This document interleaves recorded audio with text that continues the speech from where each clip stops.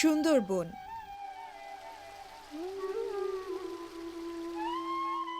বাংলাদেশের দক্ষিণ পশ্চিমের 3 জেলা খুলনা, বাগেরহাট আর সাতক্ষীরা জুড়ে বিশ্বের সবচেয়ে বৃহত্তম প্রাকৃতিক ম্যানগ্রোভ বন। প্রায় 10,000 বর্গ কিলোমিটারের এই বনের বাংলাদেশ অংশে রয়েছে 6,034 বর্গ কিলোমিটার। এছাড়াও আরও প্রায় 4,000 বর্গ কিলোমিটার অংশ রয়েছে ভারতীয় সীমান্তের ওপারে। সুন্দরবনের গর্ব বিশ্বখ্যাত রয়্যাল বেঙ্গল টাইগার।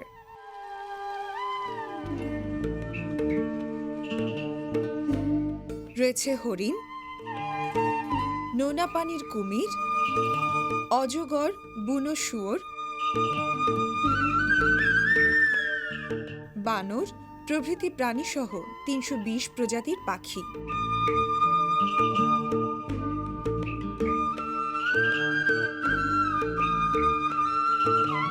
49 প্রজাতির স্তন্যপায়ী, 8 প্রজাতির কচ্ছপ, 30 প্রজাতির সাপ, 50 প্রজাতির অন্যান্য সরীসৃপ ও উভচর প্রাণী।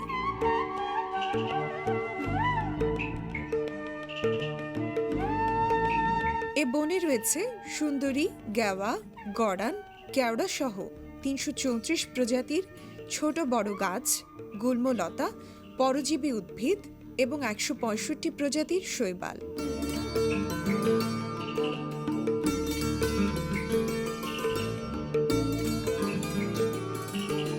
সাধারণের কাছে বাদাবন নামে খ্যাত চির রহস্য ঘেরা, ভয়াল, নীরব, নিভৃত পৃথিবীর সর্ববৃহৎ ম্যানগ্রোভ বন সুন্দরবন।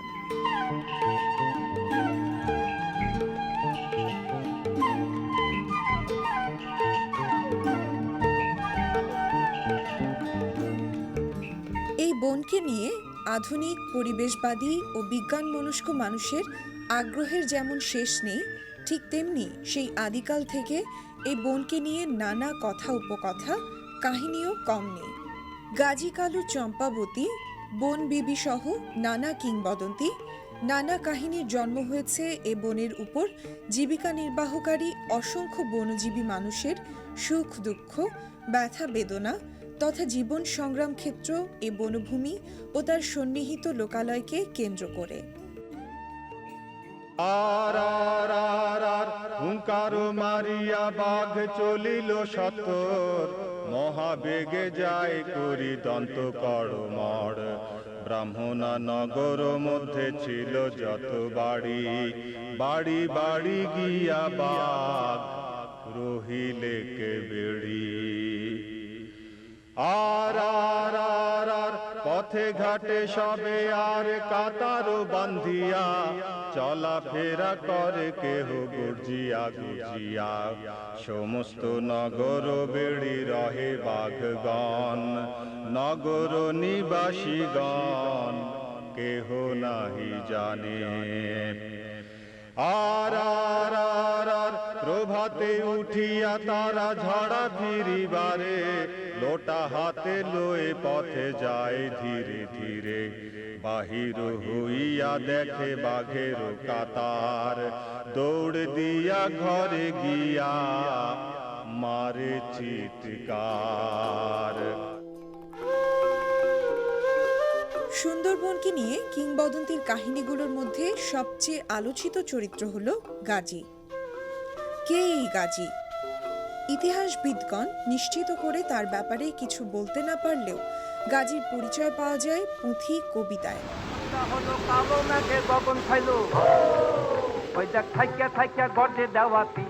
ঝড় তুফানে, বিপদে আপদে, নদী কিংবা সমুদ্র সায়রে মাঝি, বাওয়ালি, মোয়ালিরা শক্তিধর গাজী পীরের নাম ধরে গান করে।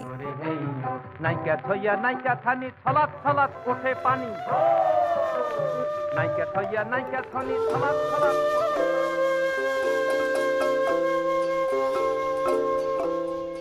সুন্দরবনের দুবলার চরে প্রতি বছর কার্তিক মাসে রাস পূর্ণিমার সময় থেকে শুরু হয় মৎস্য আহরণের মৌসুম, চলে প্রায় 6 মাস। তখন চিরচেনা নীরব নিথর নিভৃত এই বন জনারণ্যে পরিণত হয়।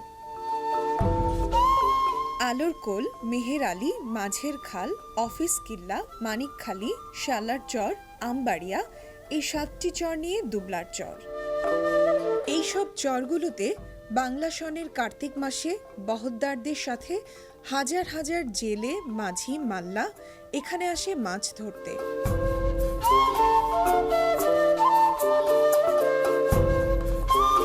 নৌকার বহর নিয়ে আসে বলে মালিকদের বলা হয় বহদ্দার।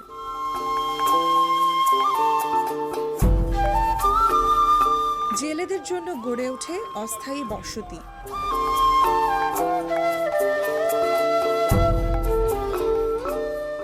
কিছু অস্থায়ী দোকানও এখানে গড়ে ওঠে।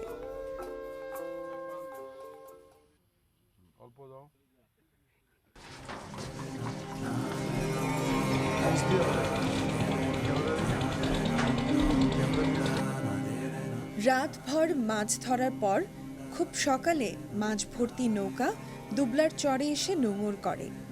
কর্মচঞ্চল হয়ে ওঠে জেলে পল্লী।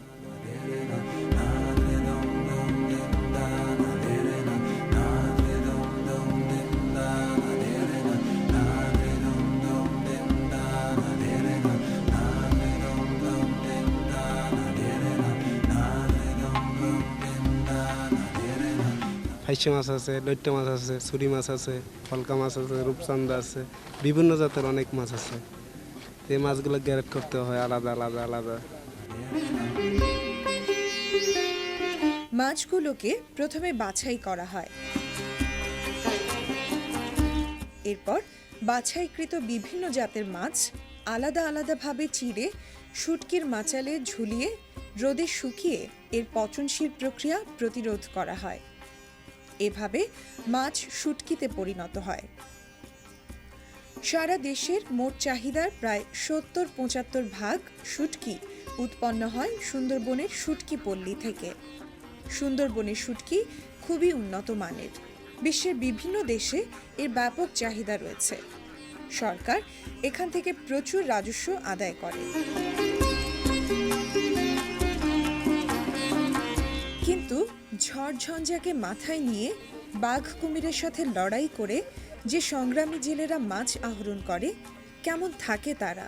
আমরা এখানে যতগুলো জেলে আমরা মাছ ধরি, এখানে আমাদের কোনো নিরাপদ আশ্রয় নাই। যেটুকু আছে তার ভিতরে অল্প কিছু লোক আমরা আশ্রয় পাই, তার বাদে আর পাই না। যার জন্য ঝড়ে আমরা মনে মারাও যাই। তারপর ঝড় যখন হয়েছে আমরা ওই নৌকায় ছিলাম, এই জায়গায় সেন্টার নেই, তখন নৌকায় ছিলাম। নৌকায় থাকার পর বন্যায় সন্ধ্যা 7টার পরে আমাকে নৌকা ডুবে গেছে। ডুবে যাওয়ার পর আমরা গাছে উঠছি। তা আমাদের লোক ছিল আরও, আমরা 2-3 জন লোক মারা গেছে।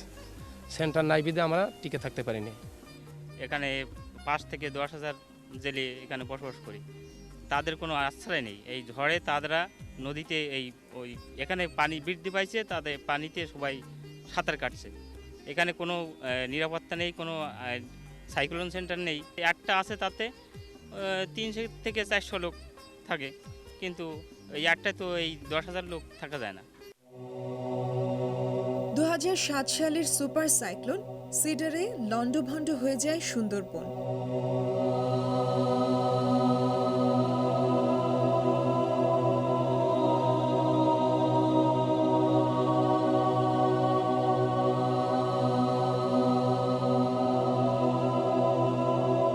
শুধুমাত্র দুবলার চরেই মারা যায় কয়েক হাজার জেলে। জেলেরা জানালেন, অপর্যাপ্ত সাইক্লোন সেন্টারের কারণেই বেশিরভাগ জেলেদের মৃত্যু হয়েছে।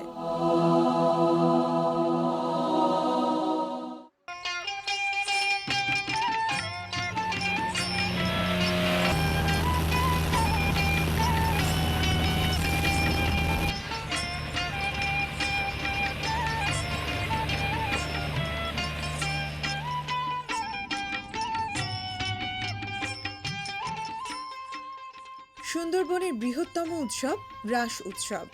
এটি 3 দিনের উৎসব।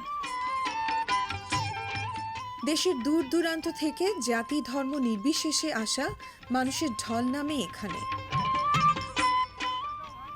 ভয়াল নীরব নিথর সুন্দরবনের চিরচেনা রূপ তখন বদলে যায় মানুষের হৈ হল্লায়।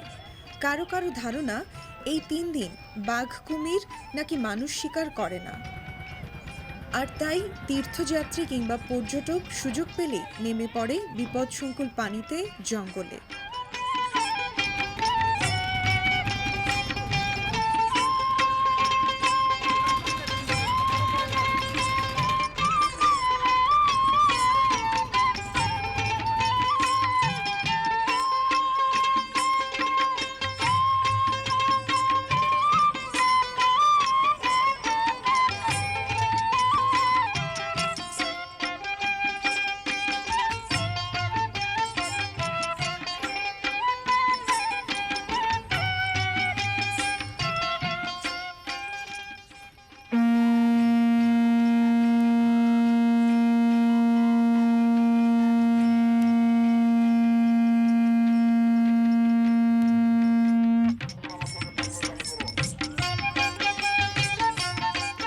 উৎসবকে ঘিরে আলোর কোলে জমে ওঠে জমজমাট মেলা।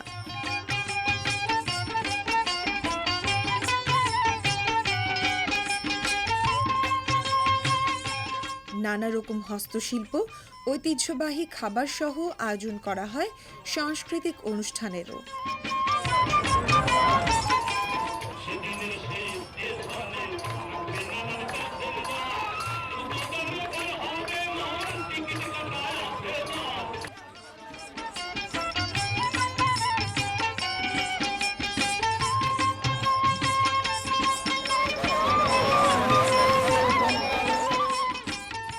কবে থেকে রাসমেলা শুরু কেউ সঠিকভাবে বলতে না পারলেও আয়োজকদের দাবি ঐতিহ্যবাহী এই মেলা চলছে প্রায় 200 বছর ধরে।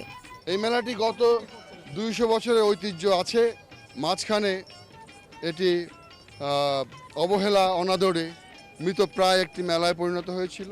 হিন্দু মুসলমান বৌদ্ধ খ্রিস্টান সবাই এখানে হাজির, সবাই একটা মিলন মেলা, কারোর মধ্যে কোনো বিদ্বেষ নেই। যেটা হিন্দুদের রাস উৎসব, মুসলমানের গাজী কালুর প্রতি মানত।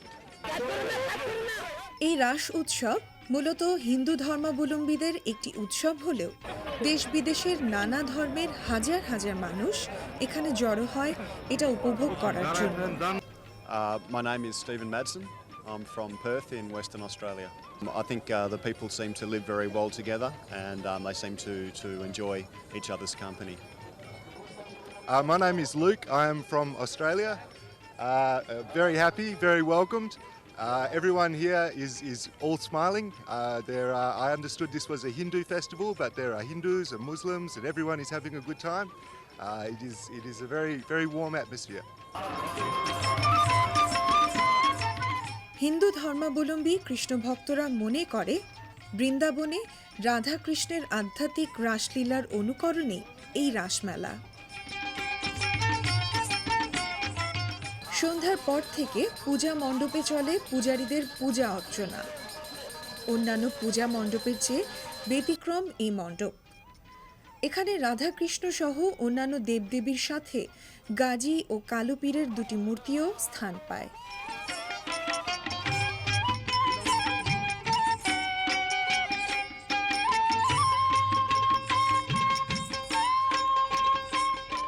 হিন্দু পুণ্যার্থীদের ধারণা দেবতা কৃষ্ণ সুন্দরবনের সমুদ্র তীরের এখানে স্নান করেছিলেন।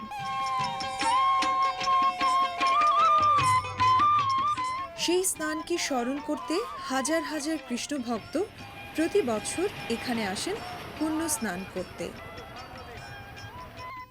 সূর্য ওঠার আগে কৃষ্ণ ভক্তরা এখানে আসেন দেবতার উদ্দেশ্যে উৎসর্গ করা বিভিন্ন সামগ্রী নিয়ে। মন্ত্রপাঠ, দেববাণী উচ্চারণ শেষে সমুদ্রে অবগাহনের মধ্য দিয়ে শেষ হয় পুণ্য স্নানের।